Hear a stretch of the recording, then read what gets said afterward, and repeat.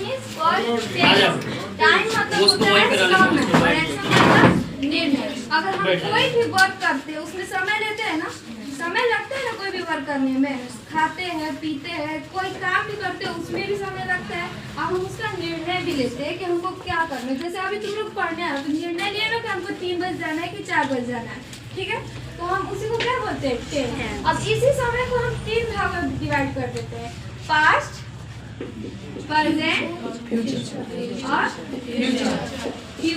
देखो हम जल्दी में लिखा है समझ जाए, पास्ट प्रेजेंट फ्यूचर। अब हम इसको डिफाइन करते हैं कि पास्ट प्रेजेंट फ्यूचर किसको बोलते हैं। तो पास्ट हम उसको बोलते हैं जो हमारी जिंदगी से चला गया, जो कभी वापस लौट के नहीं आएगा। और प्रेजेंट जो अभी हम वर्तमान में जो भी चीज कर रहे हैं, जितनी भी क्रियाएं हो रही है वो क्या है, प्रेजेंट। और फ्यूचर में जो आने वाला है, जैसे 2024 क्या है, प्रेजेंट है, पास्ट है, फ्यूचर है, क्या है, पास्ट है ना। कैसे पास्ट है,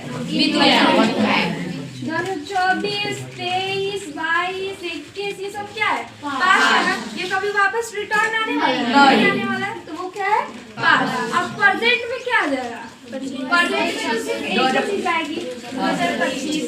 2025 क्या है, प्रेजेंट। और फ्यूचर में क्या आएगा, अब इसका एक और एग्जांपल ले लेते हैं। जैसे हम बच्चे थे तो हमारा बचपन कभी वापस आएगा, नहीं आएगा ना, तो वो क्या है, पास्ट। अभी हम 15 थे या 20 के होंगे तो वो क्या है, प्रेजेंट। फिर 25, 30, 40 बूढ़े होंगे ना तो वो क्या है, फ्यूचर। तो ये डिफाइन कर सकते हैं ना कि पास्ट जो बीत गया है, प्रेजेंट जो आने वाला है, और फ्यूचर जो आने वाला है। प्रेजेंट मतलब जो चल रहा है, फ्यूचर मतलब जो आने वाला है।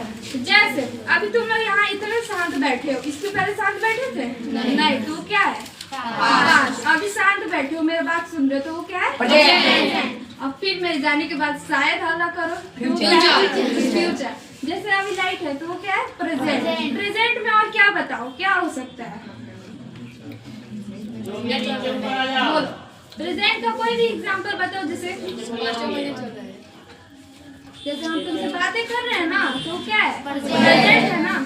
और फिर इसके बाद सर आएंगे पढ़ाने तो वो क्या है, फ्यूचर। लेकिन इससे पहले कौन पढ़ा रहा था, अनिल सर। अनिल सर क्या हो गए, पास्ट। अनिल सर पास्ट हो गए, नहीं अनिल सर पढ़ा रहे थे तो पास्ट, पढ़ा रहे थे तो पास्ट हो गए। अभी हम पढ़ा रहे तो प्रेजेंट। और फिर कल विकास सर आएंगे पढ़ाने तो वो क्या है, फ्यूचर, ठीक है। और सबसे पहले हम प्रेजेंट की बातें करते हैं क्योंकि अभी जो भी चल रहा है उसी की बातें होती है। तो प्रेजेंट में इन सब में पार्ट्स होते हैं, कुछ 12 टेंस होते हैं। सबसे पहले हम प्रेजेंट को पढ़ते हैं, ठीक है।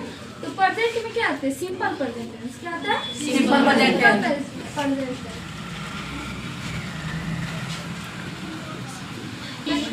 अगर कोई भी सेंटेंस लिखा है, कोई भी हिंदी सेंटेंस है, उसके लास्ट में अगर ता है पीले ते आता है, क्या है, ता है पीले ते, तो हम उसको किस रूल पे बनाते हैं, सब्जेक्ट, वर्ब और ऑब्जेक्ट।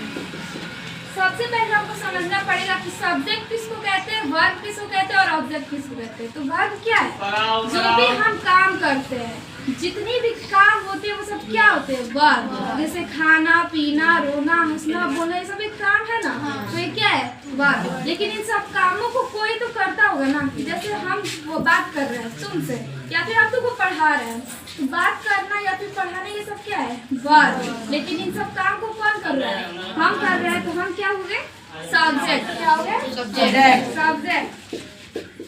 लेकिन हम बात या पढ़ा किसको रहे, तुमको पढ़ा रहे हैं ना, तुम क्या हो गए, ऑब्जेक्ट, ठीक है।